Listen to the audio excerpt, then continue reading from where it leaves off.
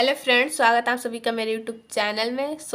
आज ये वीडियो तो कुछ लॉन्ग होने वाली क्योंकि इसमें 2-3 टॉपिक को कवर करने की कोशिश कर रही हूँ। पहला टॉपिक है हमारा विज्ञान भ्रमण। तो शुरू करते हैं हम। विज्ञान भ्रमण क्या होता है। फिर है विज्ञान भ्रमण को सबसे पुरानी दृश्य सामग्री माना गया है। इसमें वास्तविक जीवन के अद्भुत अनुभव प्राप्त होते हैं।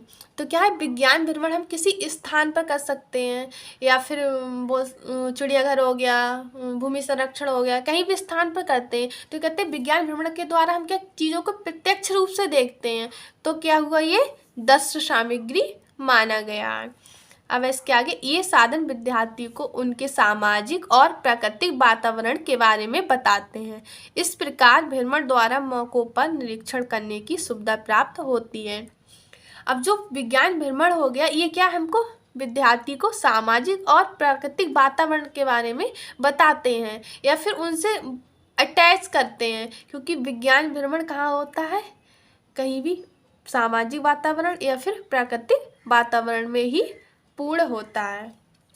फिर है विज्ञान संबंधी जो भ्रमण है वो कहाँ कहाँ हो सकते हैं, किन किन स्थानों पर हो सकते हैं। तो हमारा पहला है पानी शुद्धिकरण स्थान, मतलब जहाँ पे पानी का शुद्धिकरण हो रहा हो वहाँ पर हम भ्रमण कर सकते हैं। दूसरा संग्रहालय, तीसरा भूमि संरक्षण स्थल पे या फिर मौसम कार्यालय में भी कर। चौथा है फिर चिड़ियाघर, फिर इससे नेक्स्ट विज्ञान परियोजनाएं, फिर लास्ट हमारा कृषि केंद्र। मतलब इन स्थानों पर विज्ञान भ्रमण कर सकते हैं। अब किसी भी चीज़ का कोई ना कोई उद्देश्य होता है, तो हमारा विज्ञान भ्रमण का क्या उद्देश्य है। तो सबसे पहला हमारा विज्ञान भ्रमण का क्या उद्देश्य है, विज्ञान संबंधित जिज्ञासा को बढ़ाना। मतलब विज्ञान के बारे में बच्चों में जानने की क्षमता को विकसित करना कि आखिर साइंस है क्या, जिज्ञासा या जागरूक करना बच्चे के मन में। दूसरा है कक्षा कार्य को प्राकृतिक वातावरण में समझने के लिए। जो कक्षा में कार्य को बालक नहीं समझ रहा है, विज्ञान भ्रमण के द्वारा उन चीज़ों को प्राकृतिक वातावरण में समझ सकता है। फिर नेक्स्ट है हमारा स्थानीय रुचि को विकसित करने के लिए। फिर है विज्ञान भ्रमण का महत्व। विज्ञान भ्रमण का क्या महत्व है। उद्देश्य की बात कर ली हमने, अब बात आती है महत्व की कि हमारा विज्ञान भ्रमण का महत्व क्या है। तो सबसे पहला है भ्रमणों द्वारा विद्यार्थी को प्रत्यक्ष अनुभव प्राप्त होता है। मतलब हम भ्रमण जहाँ जिस भी स्थान पर कर रहे हैं, चीज़ों को प्रत्यक्ष रूप से देख रहे हैं, तो क्या प्रत्यक्ष अनुभव प्राप्त होता है।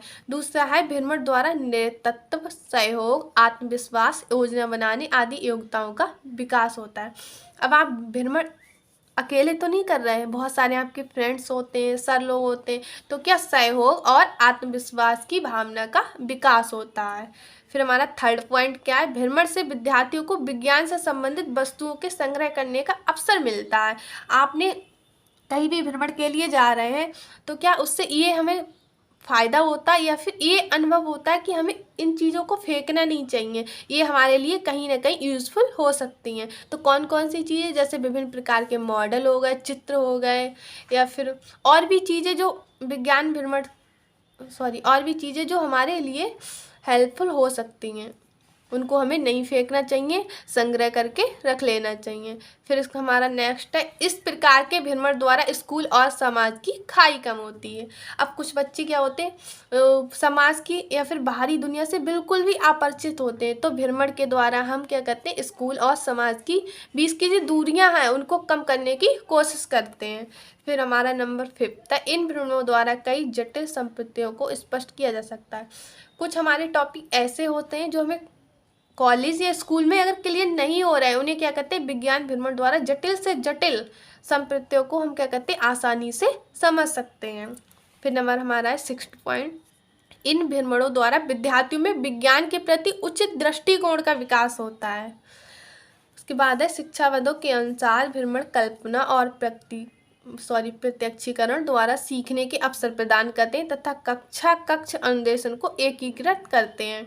विज्ञान भ्रमण के द्वारा क्या होते हैं, बच्चों में कल्पना और प्रत्यक्षीकरण द्वारा सीखने का मौका मिलता है।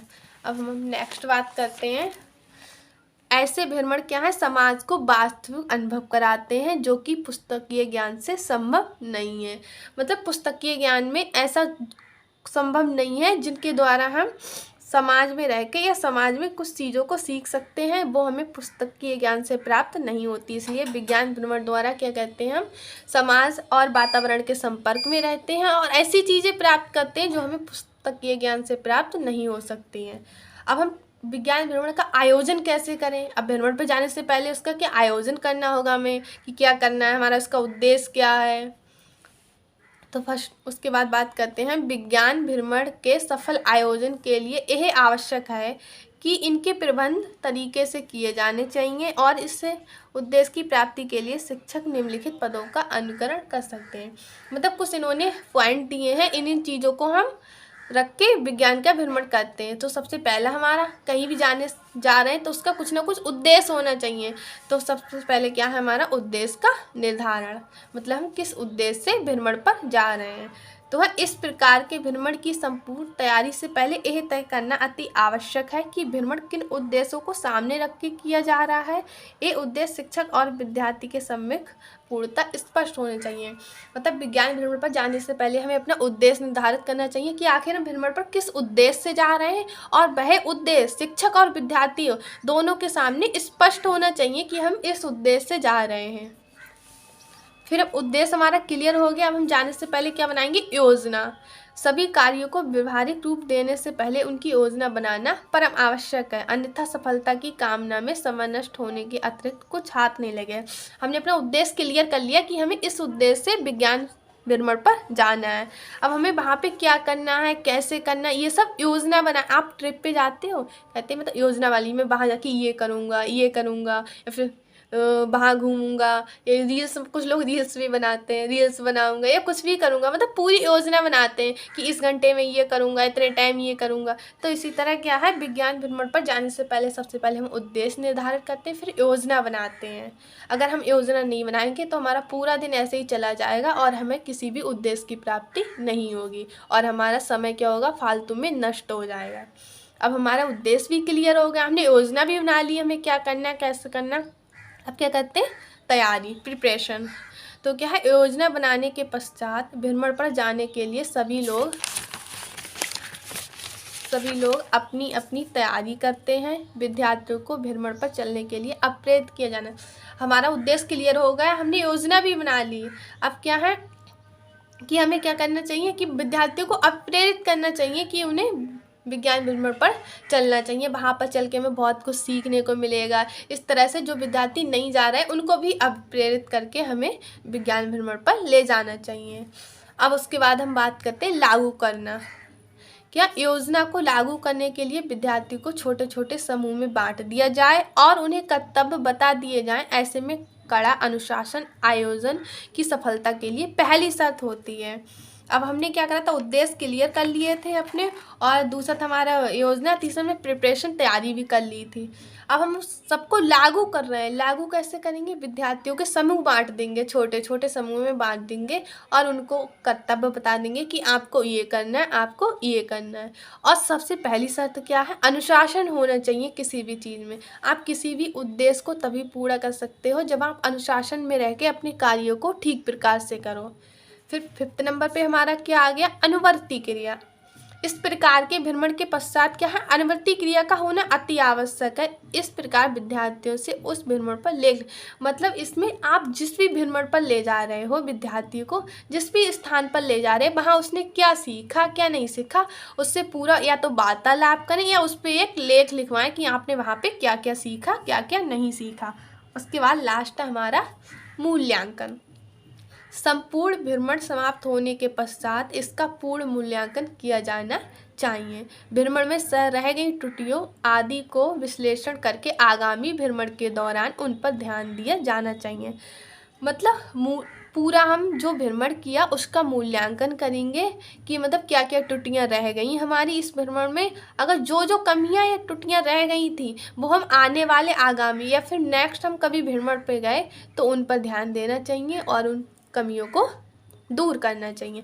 अब हमारा विज्ञान भ्रमण का उद्देश्य भी हो गया, महत्व भी हो गया, उसका संगठन कैसे करना है वो भी। तो संगठन में पहले क्या था, हमारा उद्देश्य निर्धारित करना, फिर क्या था हमारा योजना बनाना, फिर क्या था तैयारी करना, फिर था हमारा तैयारी हो गई, लागू करना, फिर था हमारा अनुवर्ती क्रिया, फिर मूल्यांकन। अब आगे इसका महत्व क्या है, इम्पोर्टेंस क्या है कि आखिर हम भ्रमण पर गए, हमें क्या महत्व मिला।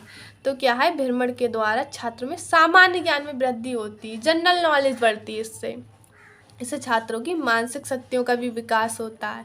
और क्या है, वास्तविक जगत से परिचय, मतलब वास्तविक जगत से परिचय होता है हमें कि हाँ हमारे वास्तविक जगत में क्या चीज़ें हो रही हैं, क्या नहीं हो रही। अवलोकन शक्ति का विकास होता है, रचनात्मकता का विकास होता है।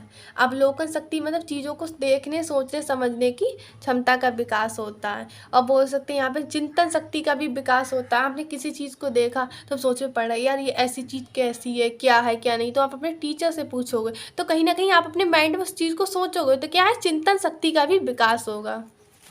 अब हमारा दूसरा नेक्स्ट टॉपिक था विज्ञान मेलों के आयोजन का शैक्षिक मूल्य, या फिर विज्ञान मेले क्या है। मतलब सब दोनों आए, लिखना यही है, चाहे विज्ञान मेले के आयोजन का शैक्षिक मूल्य पूछे या फिर विज्ञान मेला क्या होता है। तो क्या है, स्कूल में विज्ञान मेले के आयोजन बहुत लाभकारी सिद्ध होता है। विज्ञान को सभी शाखाओं को इकट्ठा करके ही इन विज्ञान मेलों का आयोजन किया जाता है। मतलब स्कूल या हुआ या कॉलेज में क्या विज्ञान मेलों का आयोजन हमें करते रहना चाहिए। इससे क्या है, बच्चों के लिए बहुत सारे लाभ प्राप्त होते हैं। और इनका आयोजन करने के लिए विज्ञान की सभी शाखाओं को इकट्ठा करके इनका आयोजन किया जाता है। इन मेलों में विद्यार्थी द्वारा तैयार की गई वस्तुएं और उनकी क्रियाओं का प्रदर्शन किया। इन मेलों में खिलौने या फिर मतलब मॉडल्स जो बनते हैं या कोई भी चीज़ होती है वो विद्यार्थी द्वारा स्वयं तैयार की गई होती हैं। फिर है, इन मेलों में विज्ञान की वस्तुएं, फिल्म शो, वाद विवाद प्रतियोगिताएं आदि कार्यक्रम सम्मिलित किए जा सकते हैं। इन मेलों की सफलता के लिए विद्यार्थी तथा शिक्षकों को मिलकर सहयोग करना चाहिए। मतलब मेले का आयोजन ठीक प्रकार से तभी हो सकता है जब हमारा विद्यार्थी और शिक्षक दोनों को मिलकर सहयोग करना चाहिए। फिर है, इन मेलों का आयोजन राज्य सरकार संस्थाएं भी करती हैं। जैसे सरकारी आयोजन करने वाली संस्था में सबसे पहले हमारा NCERT, दूसरा SCERT प्रमुख है। NCERT क्या करती, देश के विभिन्न केंद्रों पर इन मेलों का आयोजन करती है और करती आ रही है। फिर है, देश तथा राज्यों में NCERT व SCERT इन मेलों का जिला स्तर पर भी आयोजन और क्षेत्रीय स्तर और राज्य स्तर और राष्ट्रीय स्तर, मतलब जिला स्तर पर भी कर रही है, क्षेत्रीय स्तर पर और राज्य और राष्ट्रीय स्तर पर आयोजन करने के लिए क्या करती है, हमें आर्थिक सहायता प्राप्त करती है। तो हमारे सबसे पहले क्या था, विज्ञान मेला में क्या है, ये बच्चों के लिए बहुत ही लाभकारी सिद्ध होता है। और इन मेलों में बच्चों द्वारा ही तैयार की गई चीज़ों को हमें इकट्ठा करके मेलों का आयोजन किया जाता है। और इसमें शिक्षक और विद्यार्थी दोनों का सहयोग आवश्यक है। और इसका संस्थाएं, हमारी सरकारी संस्थाएं जो हैं जो इस मेलों का आयोजन करा रही हैं, उनमें कौन कौन सी, NCERT और दूसरी SCERT। और ये क्या जिला स्तर, क्षेत्रीय स्तर और राज्य स्तर पर इसके आयोजन के लिए आर्थिक सहायता भी प्राप्त कर रही है। फिर हमारा विज्ञान मेलों का उद्देश्य, या फिर विज्ञान मेले के क्या क्या उद्देश्य हो सकते हैं। विद्यार्थियों को अपने विचारों का प्रयोग करने और कक्षा अधिगम को अधिक सृजनात्मकता ढंग से प्रयोग करने के लिए प्रोत्साहित करना। मतलब मान लिया किसी विद्यार्थी के मन में कोई विचार आया कि हमें ऐसी चीज़ बनानी, ये करनी, तो उसे क्रिएटिविटी ढंग से क्या होता है, वो एक मॉडल तैयार करता है। तो इससे क्या करता है, उसे प्रोत्साहित होता है या आत्मविश्वास पैदा होता है विद्यार्थी में। दूसरा है, विद्यार्थियों को उनके सहपाठियों की उपलब्धियों को देखने का अवसर प्रदान करता है। मान लीजिए मेरे साथ कोई बहुत ही अच्छा बच्चा है जिसने बहुत अच्छा मॉडल बनाया, तो क्या है, मुझे ये देखने का अवसर प्रदान होगा कि मतलब उसने कितनी उपलब्धि प्राप्त की, आखिर ये मतलब कितना अच्छा कर सकता है। नंबर 3 है, विज्ञान संबंधी क्रियाओं को विद्यार्थियों में अधिक लोकप्रिय बनाना। फिर चौथा हमारा, प्रतिभाशाली विद्यार्थियों को प्रोत्साहित करना। जो प्रतिभाशाली विद्यार्थी हैं उनको प्रोत्साहित करना कि हाँ हाँ बेटा बहुत अच्छा किया, आप ऐसे आगे भी करते जाओ। फिर है, भारत में भविष्य के लिए वैज्ञानिकों की खोज करना। बिल्कुल सही बात है, हम बच्चे जो भी मॉडल बना रहे हैं या फिर मतलब कुछ और चीज़ें बना रहे हैं विज्ञान मेलों के लिए, तो हम उससे अनुमान लगा सकते हैं कि आगे चल के ये बहुत ही अच्छा वैज्ञानिक बनेगा और खोज की दुनिया में या फिर मतलब वैज्ञानिक दुनिया में अपनी बहुत ही अच्छी छवि प्राप्त करेगा। फिर है नंबर 6, क्षेत्र में लोगों को स्कूल के निकट लाना। अब विज्ञान मेलों में ऐसा नहीं सिर्फ विद्यार्थी ही आते हैं, क्षेत्र के आसपास के लोगों को भी बुलाया जाता है। तो जो क्षेत्र के लोग हैं वो स्कूल के निकट लाना है। फिर है विज्ञान मेलों, जिस प्रकार हमने क्या था विज्ञान भ्रमण का संगठन किया था, उसी प्रकार विज्ञान मेलों का भी संगठन किया जाता है कि हमें किस प्रकार से किस किस तरीके से विज्ञान मेले का संगठन करना है। तो सबसे पहला हमारा क्या है, विज्ञान मेले के आयोजन करने की क्रिया विद्यार्थी तथा संयुक्त शिक्षक की संयुक्त क्रिया होती है। बिल्कुल, विद्यार्थी और शिक्षक का जब तक सहयोग नहीं होगा तब तक विज्ञान मेले का आयोजन नहीं किया जा सकता है। फिर है मेलों का आयोजन करने से पहले इसके प्रत्येक पहलू को अच्छी तरह से सोच लेना चाहिए कि हमें क्या करना है क्या नहीं करना है। तो हमारा सबसे पहला पॉइंट क्या है, उसमें क्या था, सबसे पहला उद्देश्य क्लियर करना विज्ञान भ्रमण में, और इसमें है प्लानिंग करना, मतलब योजना बनाना कि मेले को कैसे शुरू किया जाए, क्या किया जाए क्या नहीं किया जाए। तो है मेले को शुरू करने से पहले समुचित योजना बना लेनी अति आवश्यक है। मेले की योजना में निम्नलिखित बातें सम्मिलित की जा सकती हैं। जैसे मेले की योजना हम बनाए, उसमें क्या क्या, जैसे धन की क्या व्यवस्था, या फिर स्थान कहाँ मेला लगाएंगे, या फिर मेले का उद्देश्य तथा लक्ष्य का निर्धारण, मतलब किस लक्ष्य या उद्देश्य से मेले का आयोजन किया जाए। फिर है नंबर 2, कार्य विभाजन। मेले की योजना बनाने के पश्चात विभिन्न कार्यों को अन्य व्यक्तियों और समूह में बांट देना चाहिए। मेले के विभिन्न कार्यों की देखभाल के लिए विभिन्न समितियों की रचना की जानी चाहिए। मतलब मेले के प्लानिंग बना ली, योजना बना ली, योजना के बाद क्या है, एक समूह बनाए जाते हैं व्यक्तियों के छोटे छोटे, जिनमें क्या है सबको अपना अपना कार्य बांट दिया जाता है। फिर है योजना को लागू करना। विज्ञान मेले के लिए विभिन्न कमेटी संपूर्ण योजना को लागू करती हैं, मतलब कमेटी जो बनाएगी वो योजना को लागू करती हैं, और व्यवस्था की जाए कि विभिन्न कार्यक्रम जैसे फिल्में, चार्ट, संग्रह, मॉडल आदि के प्रदर्शन को संगठित किया जाए। और विज्ञान मेले में हर चीज़ स्वयं में स्पष्ट होनी चाहिए, मतलब कोई अगर मॉडल या फिर चार्ट या फिल्में या फिर संग्रह कुछ भी है वो खुद में स्पष्ट होना चाहिए कि वो किस चीज़ को स्पष्ट कर रहा है या किस चीज़ को शो करने की कोशिश कर रहा है। फिर है निर्णय। मेले में बनाई गई विभिन्न कमेटियां मेले में प्रस्तुत वस्तुओं को विभिन्न श्रेणियों में मूल्यांकन करके उन पर निर्णय लें। इस कार्य के लिए समाज के लोगों से, कॉलेज के प्रोफेसर से और शिक्षकों से, मतलब जो मेले की कमेटियां हैं वो जो चीज़ें बच्चों ने बनाई हैं उन पर मूल्यांकन करने के लिए स्वयं खुद अकेले निर्णय नहीं लेती हैं, समाज के लोगों से भी और कॉलेज के प्रोफेसर तथा शिक्षकों से तथा अन्य वर्गों से निर्णायकों को नियुक्त करती हैं। मतलब कॉलेज के भी कुछ लोग होते हैं, समाज के भी होते हैं, और तो उसके बाद मेले के अंत में विद्यार्थियों और शिक्षकों को चाहिए कि भी मूल्यांकन करें कि मेले के उद्देश्य और लक्ष्यों को प्राप्त कर लिया गया है या नहीं। यदि नहीं है तो मेले में कौन कौन सी त्रुटियां रह गई हैं। मतलब निर्णय लेने के लिए मेले में जो चीज़ें रखी हैं उनका मूल्यांकन किया जाता है। मूल्यांकन के लिए हम समाज के लोग, शिक्षक और निर्णायकों को नियुक्त करते हैं इनमें से। फिर क्या है, विद्यार्थियों को ये सोचना चाहिए और शिक्षकों को कि हमने जो मेला जिस उद्देश्य से लिया था वो पूर्ण हुआ हमारा या नहीं, और नहीं हुआ तो उसमें कौन कौन सी त्रुटियां रह गई हैं। अब विज्ञान मेलों के लिए क्या क्या सुझाव हो सकते हैं। तो हमारा पहला है, विज्ञान मेलों के आयोजन और इनके सुधार के लिए निम्नलिखित सुझाव दिए जा सकते हैं। जैसे यदि किसी प्रयोग में खतरा हो तो सावधान रहने के लिए निर्देश लाल रंग में लिखकर प्रयोग स्थल पर लगाएं। जैसे कोई मॉडल आया या फिर कोई प्रयोग हम दिखा रहे हैं मेले में, अगर उसमें खतरा है तो हमें उसमें एक रेड लाइट या फिर लाल रंग का कपड़ा लगाना चाहिए उस स्थल पर जहाँ पर खतरा है। मतलब साइन देना चाहिए कि आपको यहाँ इस तरह से नहीं करना, यहाँ पे आपको खतरा हो सकता है। या आग आदि से बचने के लिए भी सभी प्रबंध होने चाहिए। वस्तुओं पर लेबल ठीक तरह से लगाने चाहिए। फिर हमारा क्या होगा, इसका महत्व क्या है या इम्पोर्टेंस क्या है वैज्ञानिक ज्ञान को बढ़ाना। मतलब विज्ञान मेले का जो महत्व है वो क्या है, वैज्ञानिक ज्ञान को बढ़ाना बच्चे में।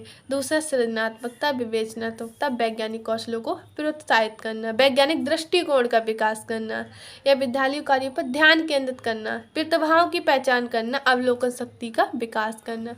प्रतिभाओं की पहचान कैसे करेंगे, हमने मतलब मॉडल बनवाए बच्चों से तो उससे हमें पता चल सकता है कौन कौन बच्चा प्रतिभाशाली है अधिक। और अवलोकन शक्ति मतलब देखने की क्षमता, चीज़ों को समझने की क्षमता का विकास करना। Thank you.